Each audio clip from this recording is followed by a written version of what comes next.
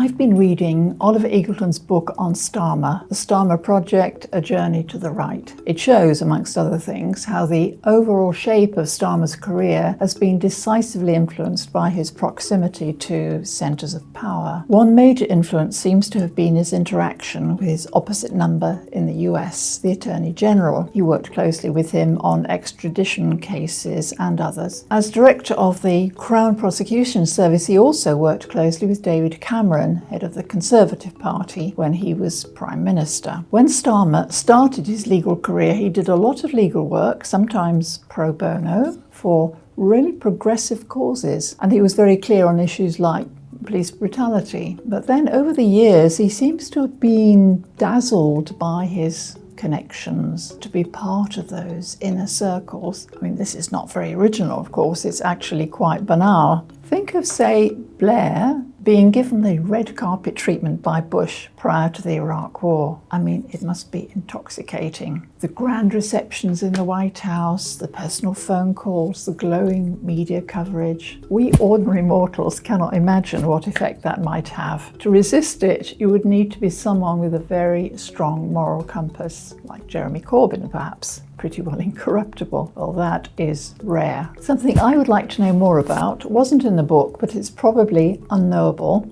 That is Starmer's transition from lawyer to politician, which was really fast. He was shoehorned into the Labour Party just in time to be nominated for a safe seat in 2015. Well, how was all that engineered? Was he just seen as a potentially safe pair of hands, someone with an impressive legal background, establishment friendly, or was he from the start being more specifically groomed for a leading role? What promises were made? What deals were done? I guess we'll never know. I would personally like to put to Starmer some questions that intrigue me. Maybe we all fantasize about being trapped in a lift with somebody, especially perhaps a politician who's inclined to be evasive, who clearly hates confrontations. If I had 10 to 15 minutes with Keir Starmer, I think I'd first ask him, as a lawyer, how come he has presided over the biggest purge ever of the Labour Party, getting rid of people on the left and anyone supporting Palestinian rights, by completely violating the party rules. That is, with no due process. By surgically removing the democratic processes from the Labour Party, has this not in turn